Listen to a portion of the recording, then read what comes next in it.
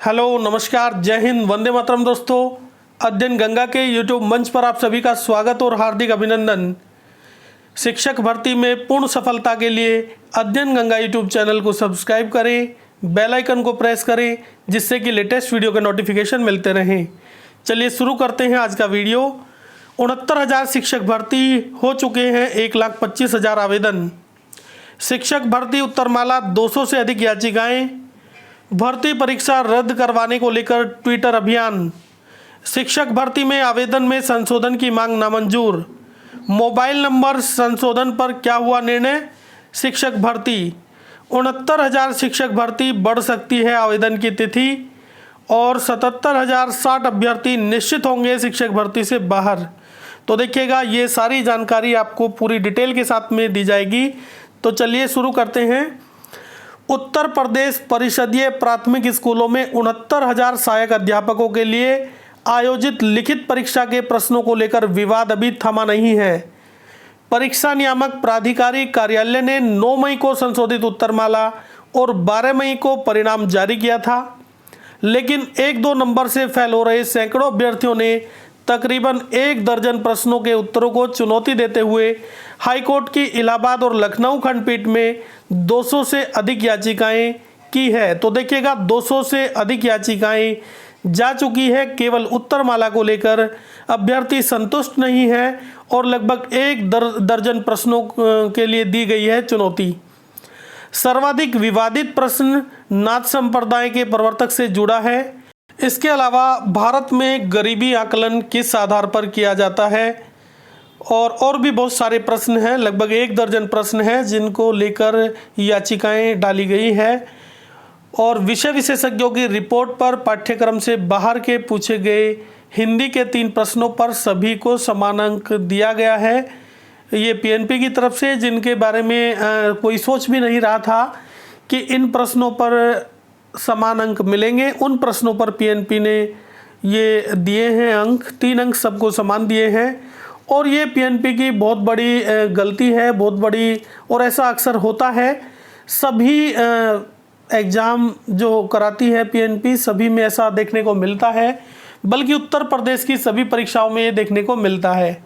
PNP की बहुत बड़ी गलती है। ये खुद उसने माना है कि 3 प्रश्न ऐसे हैं जो पाठ्यक्रम से ही बाहर हैं। इतनी बड़ी खामी कैसे हो सकती है इतने बड़े एग्ज़ाम को लेकर। तो ये बहुत चीज़ें ऐसे देखने को मिलती है। तो इनको लेकर 200 से अधिक याचिकाएं हाई कोर्ट में जा पहुंची है और काफ़ी ज़्यादा याचिकाएं पहुंची है, क्योंकि ऐसे अभ्यर्थी जो 1, 2, 3 प्रश्नों से जो रह रहे हैं, ऐसे अभ्यर्थी याचिकाएं डाली हैं उन्होंने।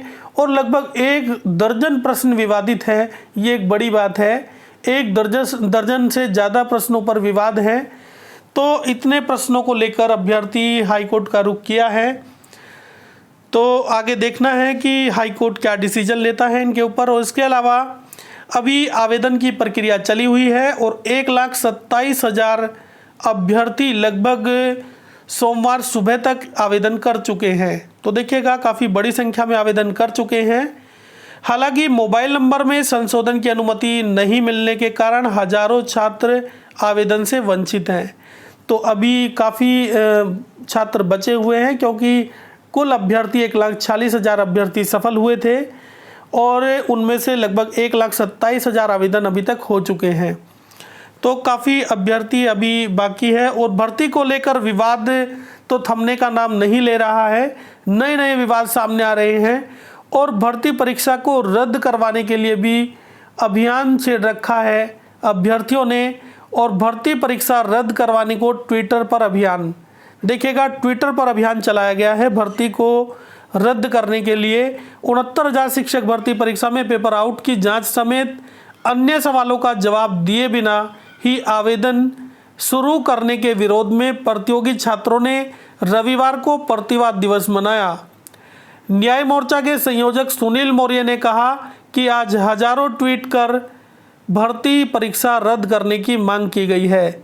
छात्रों ने कहा कि जो अभ्यर्थी हाई स्कूल इंटर स्नातक में प्रथम श्रेणी में नहीं आ सके, टीईटी में कम नंबर पास हुए हैं, वे अचानक लिखित परीक्षा में टॉपर कैसे हो गए, इतने अधिक अंक उनके कैसे आ गए।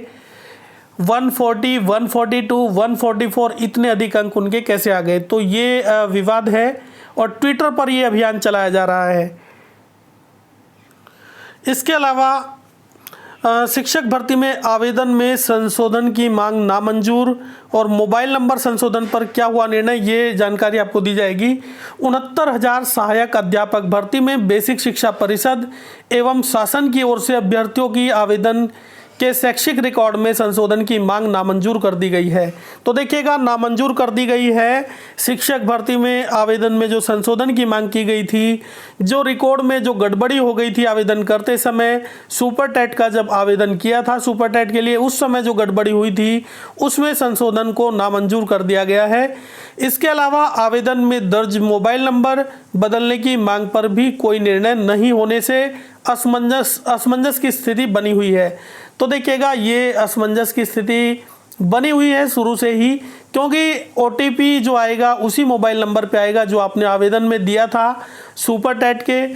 तो इसी कारण से जिनके नंबर बंद हो चुके हैं, ऐसे अभ्यर्थी काफ़ी परेशान हैं, असमंजस की स्थिति में हैं। और शुक्रवार को लॉकडाउन के बावजूद भी बड़ी संख्या में अभ्यर्थी सचिव बेसिक शिक्षा परिषद कार्यालय पहुंचे। वहां उन्होंने अधिकारियों से आवेदन में संशोधन और मोबाइल बदलने के बारे में निर्णय लिए जाने की मांग की। अभ्यर्थियों का तर्क था कि शिक्षक भर्ती के आवेदन के समय उन्होंने जल्दबाजी में जो रिकॉर्ड भरे थे उसमें कुछ संशोधन करना है।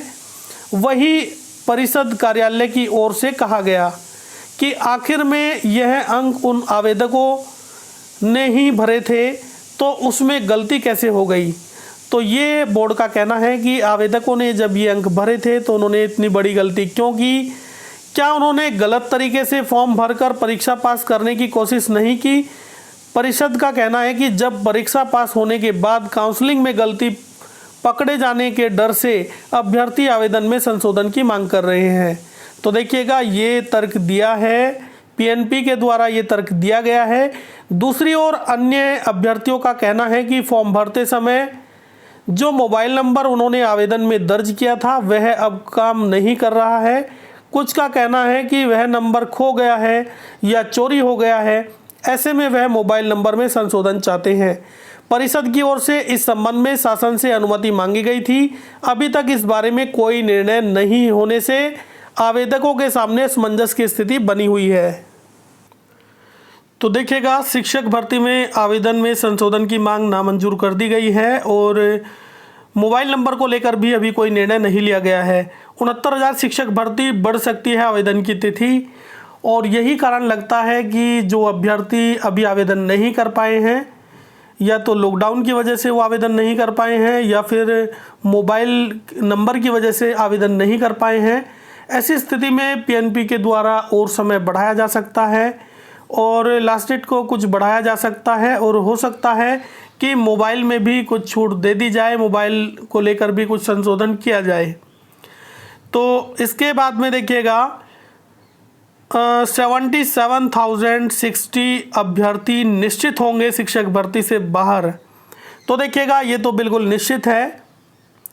77,060 अभ्यर्थी ऐसे हैं जिनको इस शिक्षक भर्ती से बाहर होना ही पड़ेगा, क्योंकि 1,46,000 अभ्यर्थी सफल हैं और वैकेंसी केवल 69,000 है। और तो ये जो ज़्यादा अभ्यर्थी हैं इनको तो बाहर निश्चित होना है, निकलना ही निकलना है। उत्तर प्रदेश के परिषदीय स्कूलों में 69,000 शिक्षक भर्ती की लिखित परीक्षा उत्तीर्ण करने वालों के बीच अंतिम रूप से चयन में फेल पास होने का दौर अभी बाकी है। अजीब संयोग है कि 68,500 शिक्षक भर्ती की लिखित परीक्षा में तय पदों में कम 41,556 अभ्यर्थी उत्तीर्ण हुए थे। देखिएगा, दोनों भर्तियों में कितना डिफरेंस देखने को मिला है। वहाँ 68,500 पद थे, जबकि 41,556 अभ्यर्थी सफल हो पाए थे और 6,127 अभ्यर्थी बाहर भी हो गए थे। लेकिन 69,000 शिक्षक भर्ती में काफ़ी अद्भुत रिजल्ट देखने को मिला और काफ़ी अभ्यर्थी सफल हुए। 1,40,000 अभ्यर्थी सफल हुए और वैकेंसी केवल 69,000 है। तो 77,060 अभ्यर्थी ऐसे हैं जिनको बाहर जाना तय है, निश्चित है, बाहर निकलना ही होगा, क्योंकि सिलेक्शन तो केवल 69,000 अभ्यर्थियों का ही होना है।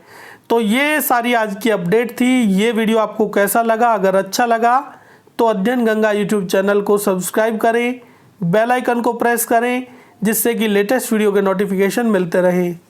जय हिंद, जय भारत।